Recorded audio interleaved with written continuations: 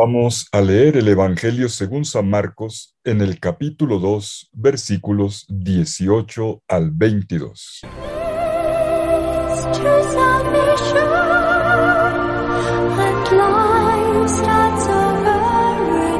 En aquel tiempo, como los discípulos de Juan y los fariseos estaban ayunando, vinieron unos y le preguntaron a Jesús: los discípulos de Juan y los discípulos de los fariseos ayunan.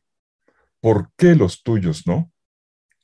Jesús les contesta: ¿es que pueden ayunar los amigos del esposo mientras el esposo está con ellos? Mientras el esposo está con ellos, no pueden ayunar. Llegarán días en que les arrebatarán al esposo, y entonces ayunarán en aquel día. Nadie echa un remiendo de paño sin remojar a un manto pasado, porque la pieza tira del manto, lo nuevo de lo viejo, y deja un roto peor.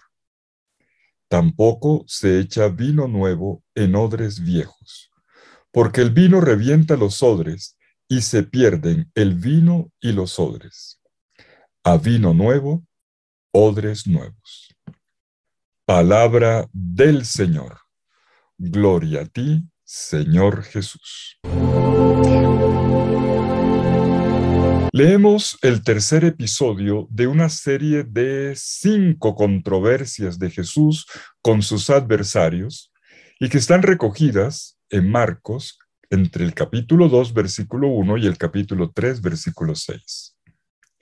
En ellas se pone en primer plano dónde está la novedad de Jesús, aquel que ha anunciado la buena nueva, el Evangelio. ¿Y qué es lo que esta novedad implica? El pasaje que leemos en esta ocasión, el de Marcos, en el capítulo 2, versículos 18 al 22, tiene una estructura sencilla. Todo se reduce a una pregunta y a una respuesta. Y los invito ahora a calibrar bien la pregunta para que podamos ver la respuesta, que por su parte tiene 2 partes. Comencemos por la pregunta.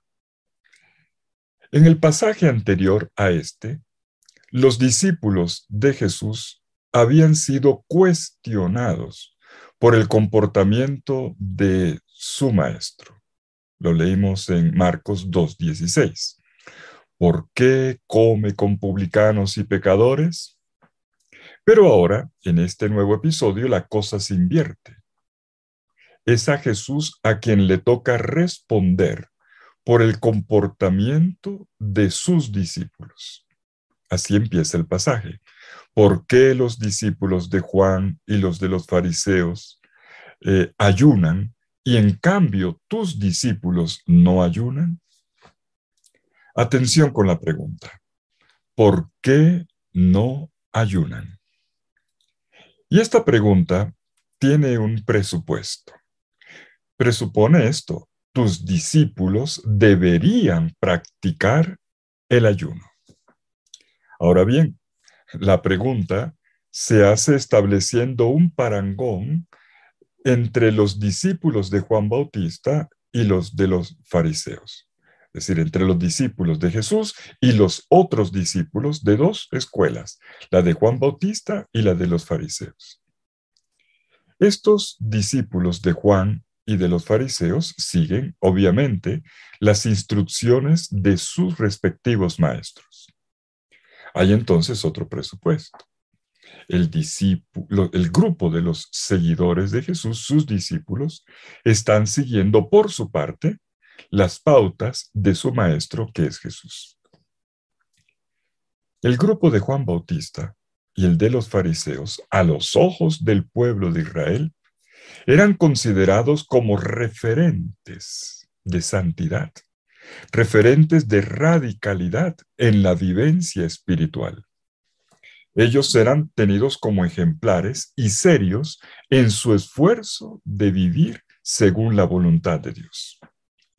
Por lo tanto, comportarse de manera opuesta a ellos, en una de las prácticas más visibles para todos, como la del ayuno, no sería exhibir una falta de celo y de seriedad en la vida espiritual? ¿No estarían los discípulos de Jesús cayendo en el mismo laxismo del que se acusaba a los pecadores? La pregunta, ¿por qué no ayunan tus discípulos? Es una solicitud de explicación. ¿Por qué? ¿Por qué se comportan de manera diferente a los discípulos de Juan y de los fariseos que a los ojos del pueblo eran el modelo de devoción? Bien, entendida la pregunta, pasemos a la respuesta. Jesús responde a las preguntas siempre, cuando se trata de dar cuenta de lo nuevo y diferencial de su comportamiento personal y también del de sus propios seguidores. En este caso, la respuesta de Jesús tiene dos partes. Primero, va directo al asunto problematizado del ayuno. Y segundo, explica por qué sus discípulos son diferentes. Y para hacerlo se vale de imágenes, de metáforas. En la primera parte tenemos la de un esposo y en la segunda las del vestido y del vino.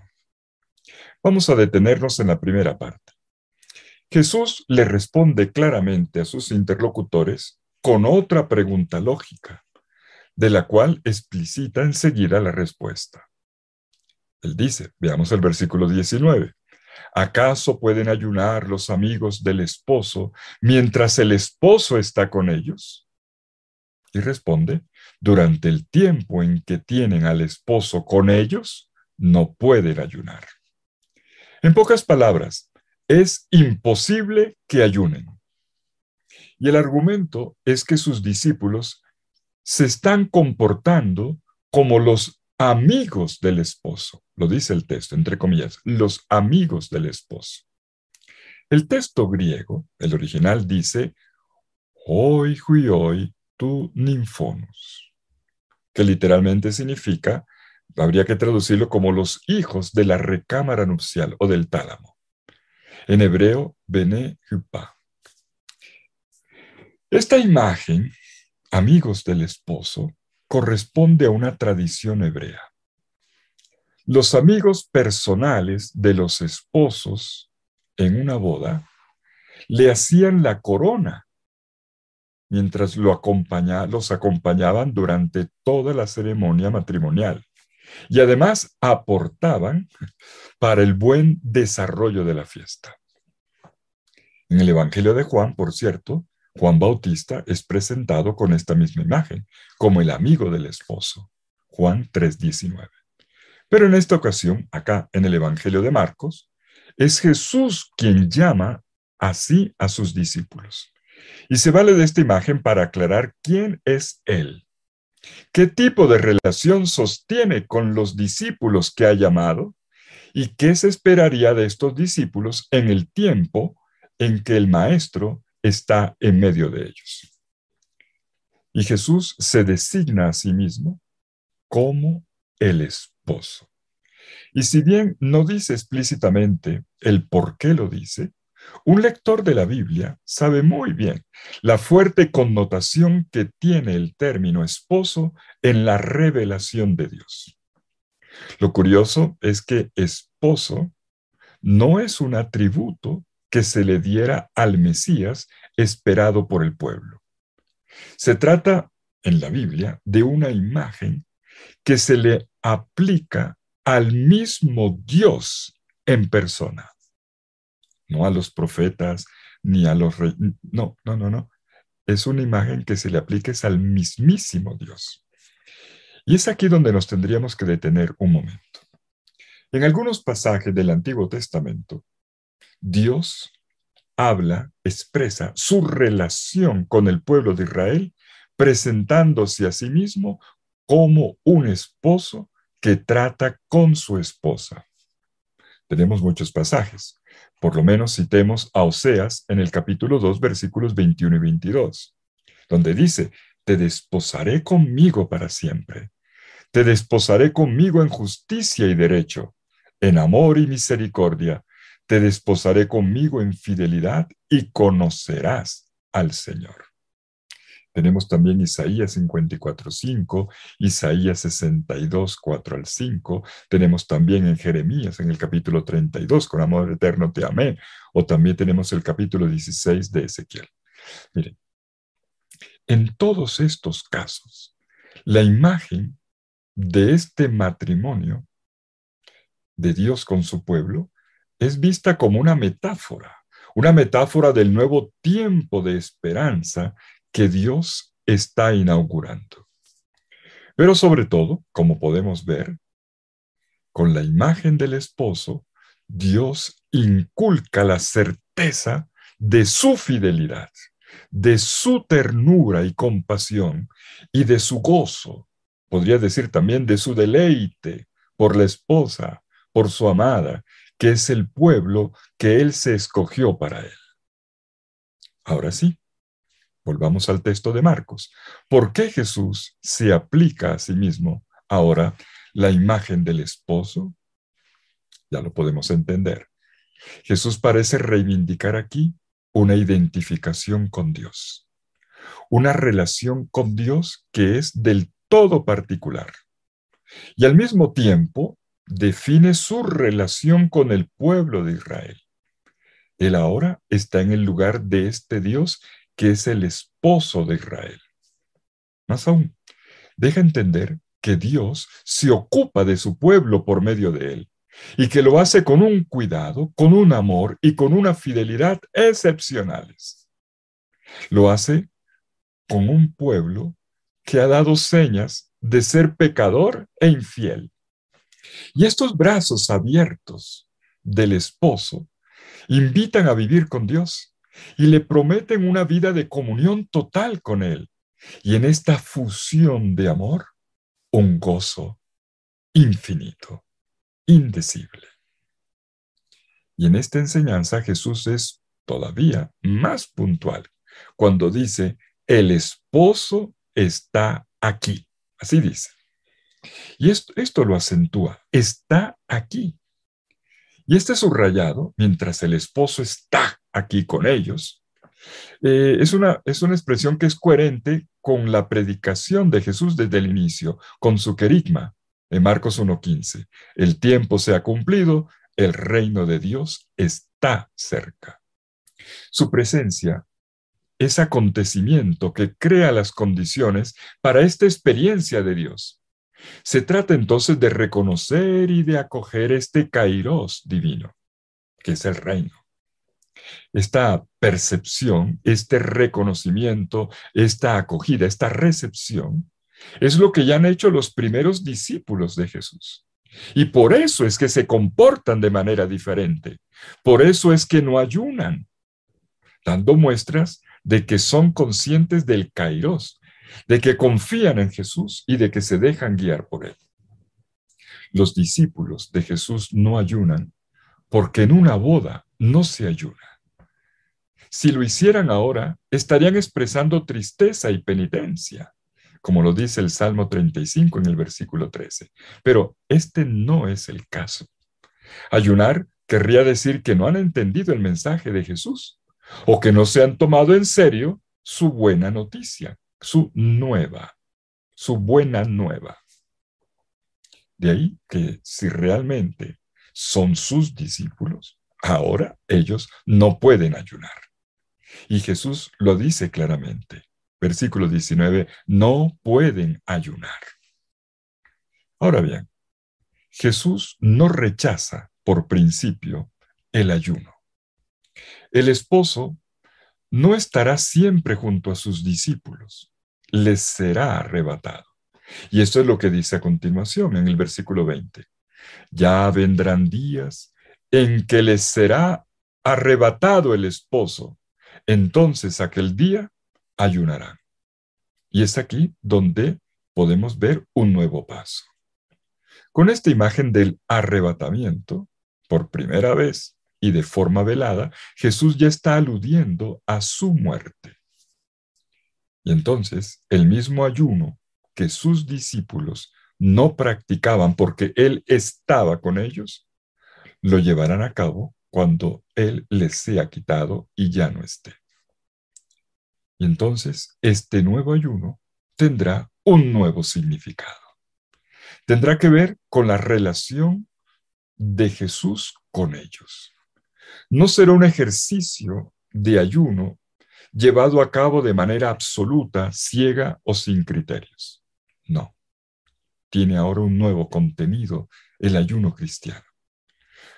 Con la venida de Jesús se ha introducido un cambio y vendrá más.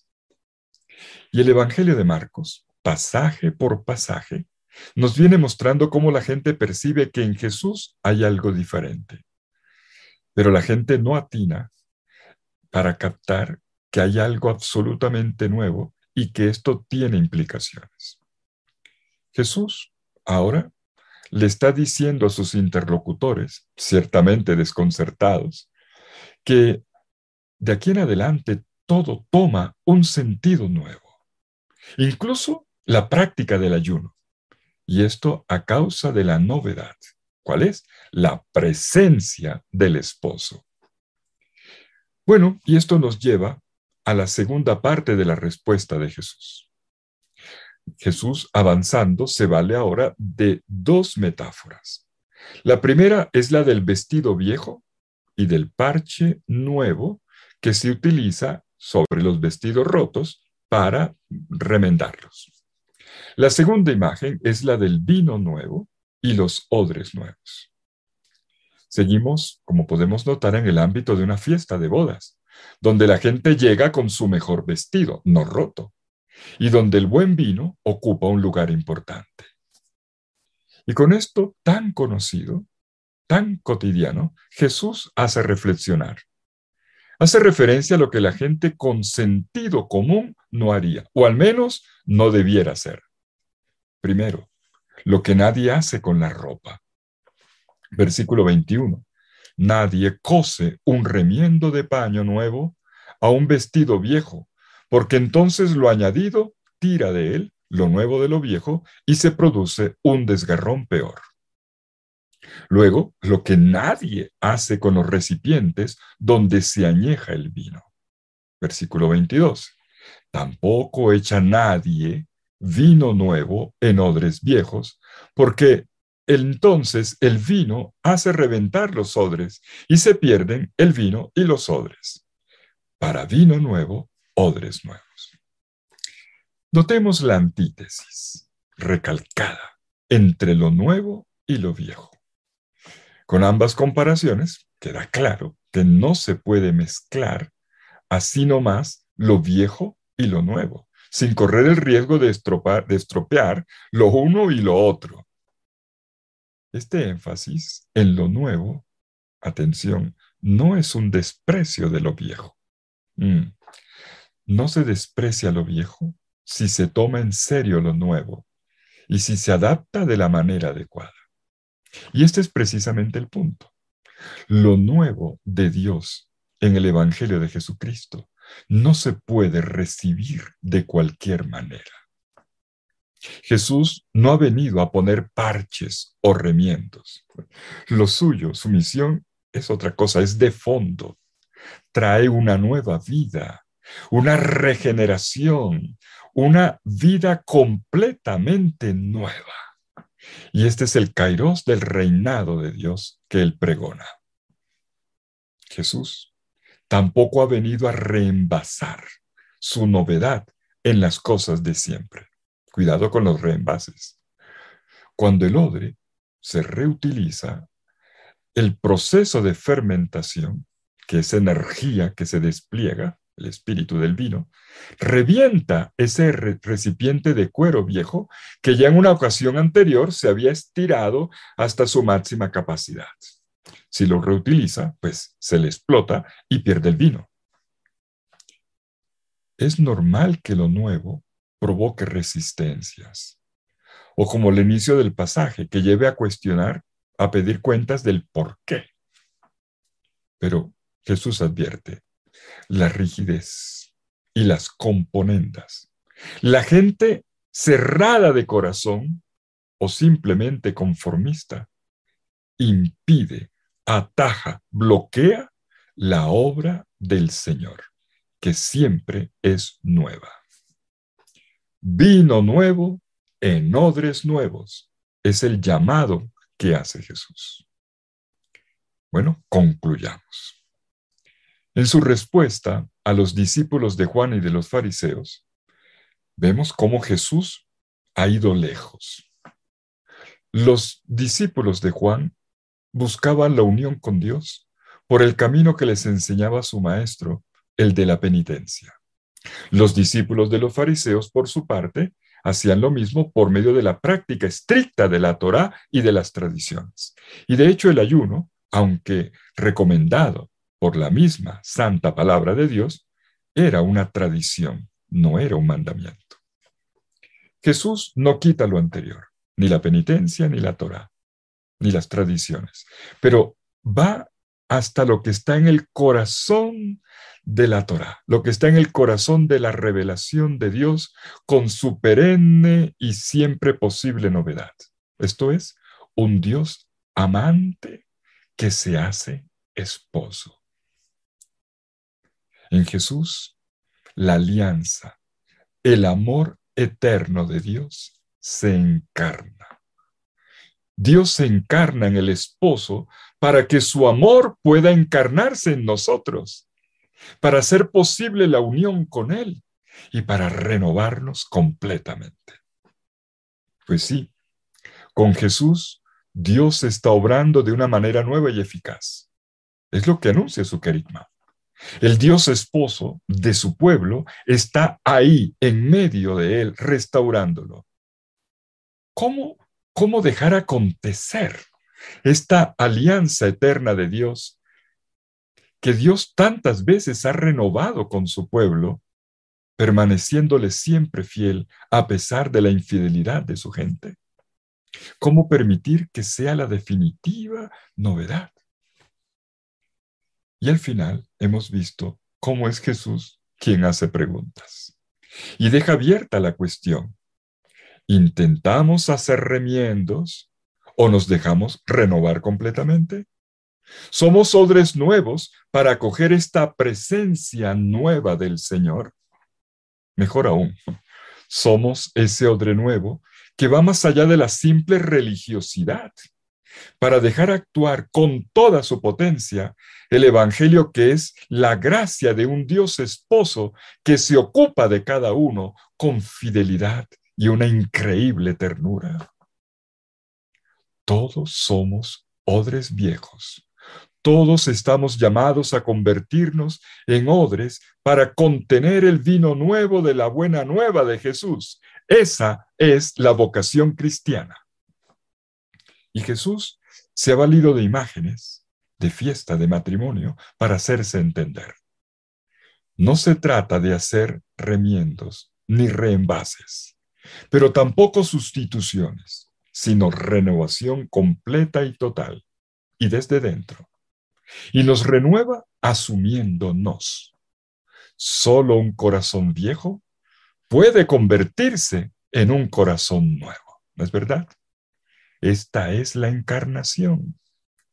En nuestra realidad humana, nada nuevo puede surgir si no es de lo viejo.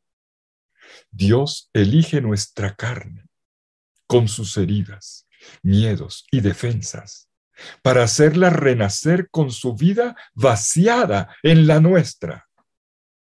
Nuestra carne ha sido desposada por Dios y nuestro desafío es aceptar ser esposa, entiéndase bien, asumir todo lo que consideramos viejo, antipático, todo lo que es viejo en nosotros y en nuestra historia, para que Él, con su Santo Espíritu, derrame esa efusión de vino nuevo que renovará nuestra existencia tan sedienta de vida y de infinito.